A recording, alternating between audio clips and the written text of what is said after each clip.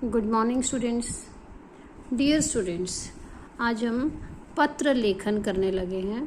पत्र लेखन ऐसा माध्यम है जिसके द्वारा हम अपने संबंधियों को, मित्रों को, परिचित लोगों को पत्र लिखते हैं, अपने मन के विचार प्रकट करते हैं।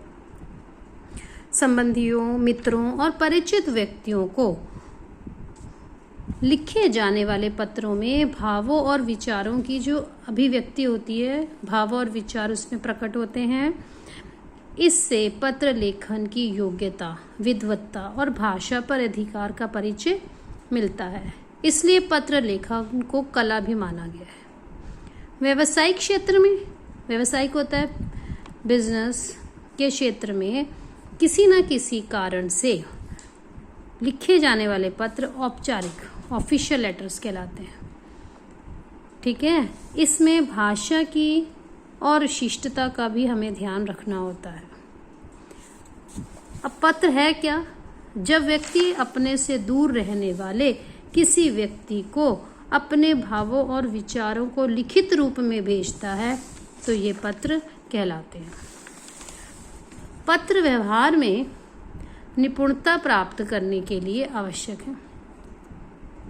बुद्धि और ज्ञान की परिपक्वता, इससे विचारों की विशालता है, विषय का ज्ञान, अभिव्यक्ति की क्षमता और भाषा पर नियंत्रण। ये महत्वपूर्ण तत्व हैं जिनका हमें पत्र व्यवहार में के लिए ये सारे तत्व बहुत अधिक आवश्यक है। पत्र लेखन के लिए निम्नलिखित बिंदुओं का ध्यान रखना बहुत ज़रूरी है कि पहले तो वो स्पष्ट हो, सरल हो, संक्षिप्तता हो, मतलब पूरी सरल भाषा का प्रयोग हो, अपने आप में पूर्ण रूप से स्पष्ट करे भावों को, और शुद्धता और स्वच्छता का भी ध्यान रखना चाहिए, विनम्रता और शिष्टता का, सद्भावना का, सहज और स्वाभाविक शैली का भी प्रयोग होना चाहिए। ये हमारे पत्र लेखन में महत्वपूर्ण तथ्य हैं जिन्हें हमें पता होना चाहिए। सहज मतलब भाषा सहज हो, स्वाभाविक हो, कठोर शब्दों का प्रयोग इसमें नहीं होना चाहिए। पत्र दो प्रकार के होते हैं, एक होते हैं औपचारिक पत्र और एक है अनौपचारिक। स्टूडेंट्स, आज हम औपचारिक पत्र करेंगे। औपचारिक पत्र उन लोगों को लिखे जाते हैं जिनके साथ व्यक्तिगत संबंध नहीं होता। जो हमारे जैसे ये प्रार्थना पत्र है, कार्यालयी पत्र है, संपादकीय पत्र है, व्यावसायिक पत्र, और एक है हमारे आवेदन पत्र। आज आपको सबसे पहले प्रार्थना पत्र का प्रारूप एक कराते हैं। प्रार्थना पत्र बताएंगे।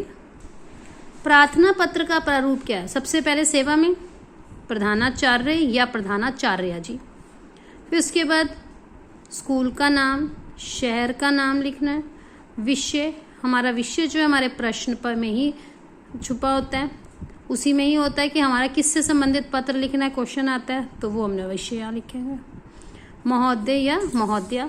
फिर यहाँ पर हमारा विषय वस्तु, ये हमारा फर्स्ट पार्ट है पत्र का, ये हमारा सेकंड पार्ट है और ये हमारा थर्ड पार्ट है।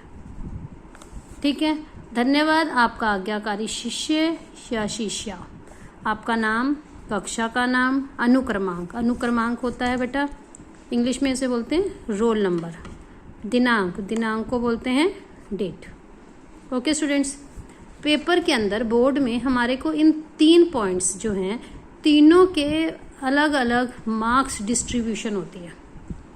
ठीक है, इसलिए हमें इन तीनों को ध्यान में रखते हुए ही अपना पेपर में ये पार्ट अटेम्प्ट करना चाहिए। अब प्रार्थना पत्र से संबंधित एक उदाहरण देखें। एक हम पत्र करने लगे हैं, देखें।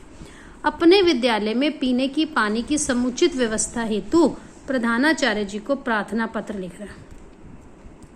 प्रधानाचार्य जी को पत्र लिखने लगे, देखें प्रधानाचार्य जी, फिर हमारा आ गया स्कूल का नाम, शहर, दिनांक, नई दिल्ली ये शहर आ गया, विषय क्या है, पीने के पानी की समुचित व्यवस्था। अभी आपको मैंने कहा था ये हमारा क्वेश्चन में ही होता है। महोदय, आपको सूचित करते हुए मुझे खेद हो रहा है महोदय कि हमारे विद्यालय में विद्यार्थियों के लिए पीने के पानी की अच्छी सुविधा उपलब्ध नहीं है। हर मंजिल पर पीने का पानी प्राप्त नहीं हो पा रहा। जहाँ पानी आ रहा है वहाँ सही वाटर कूलर नहीं लगे हैं, पानी को शुद्ध करने के लिए आवश्यक आरओ मशीनें भी नहीं हैं, फिर अतः शुद्ध पानी प्राप्त नहीं हो रहा। पिछले सप्ताह 2-3 विद्यार्थी यह पानी पीकर बीमार हो गए। इतने बड़े विद्यालय में पीने के शुद्ध और ठंडा पानी उपलब्ध न होना अत्यंत ही खेद की बात है कि प्रत्येक कक्षा के बाहर वाटर कूलर आरओ मशीन सहित लगवाया जाए ताकि बच्चों को शुद्ध और शीतल जल उपलब्ध हो। आपके सहयोग के लिए धन्यवाद। आपका आज्ञाकारी शिष्य। पेपर में, बोर्ड के पेपर में हमें नाम नहीं लिखना होता, क ख ग य र ल, इस तरह से हमें मेंशन करना होता है। कक्षा 9th, कक्षा आप 10वीं के हो तो 10वीं। ओके स्टूडेंट्स, इस तरह से हमारा ये है प्रारूप के साथ हमने आपको एक एग्जाम्पल भी कराया।